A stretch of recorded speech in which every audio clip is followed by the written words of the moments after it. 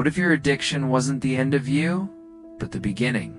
Not your punishment, not your failure, but the call.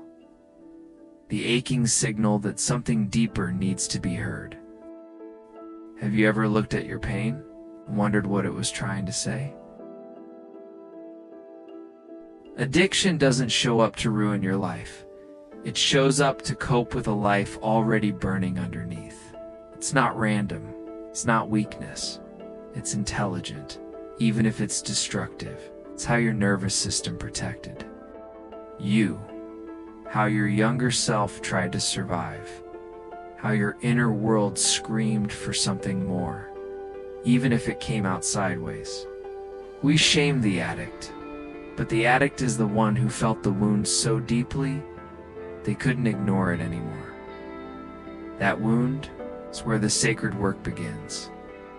Jung said, "Only the wounded physician heals." Your pain isn't a block. It's a bridge.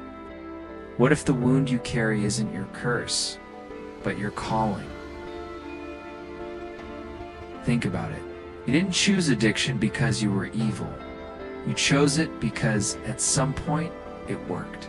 It numbed the loneliness. It silenced the shame. It softened the terror you couldn't name. That was your nervous system trying to help you stay alive until it didn't help anymore. The problem isn't that we adapt. The problem is when we get stuck in the adaptation. Recovery isn't about demonizing your past coping. It's about honoring why it was there and choosing something different now. Can you thank the part of you that tried to survive, even if it hurt you in the end? Underneath addiction isn't destruction, it's longing. Longing for connection, for love, for presence, for peace. Gabor said it best, the question is never why the addiction, the question is why the pain.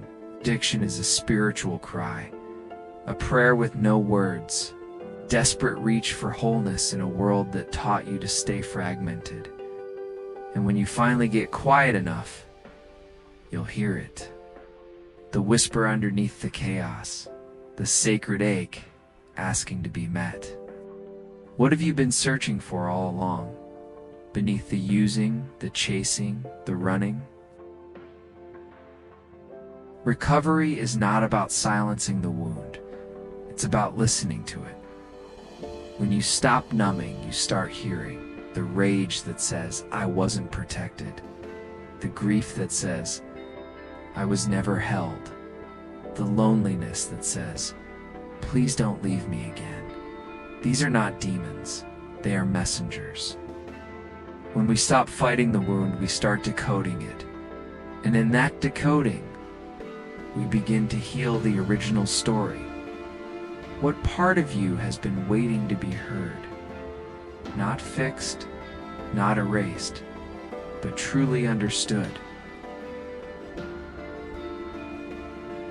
Most people try to cut out the addict's self like a tumor. But healing is not amputation, it's integration. The you who used, also loved, also survived, also kept going. That version of you deserves a seat at the table. Not to be exiled, but to be woven into the wholeness you're now building. When you stop trying to destroy the broken part of you, you begin to feel whole again. Can you welcome the version of you who got you through your worst, without needing to shame them first? What if recovery isn't about becoming someone else, or remembering who you were before the world told you to forget? The inner child, the artist, the seeker, the soul. Addiction cracked you open, but maybe, just maybe, the crack was where the light was supposed to get in. You were not broken, you were breaking through. What would it look like to let your healing be guided by love, not punishment? If something stirred in you today, it's not an accident. The whisper inside, it's calling, and maybe today you're ready to answer. Like this video if you felt seen. Subscribe, not just for the next episode, but for the journey.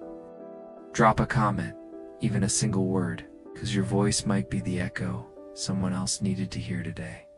This isn't about fixing you, it's about finding you. And if you're still here, you're already on your way home.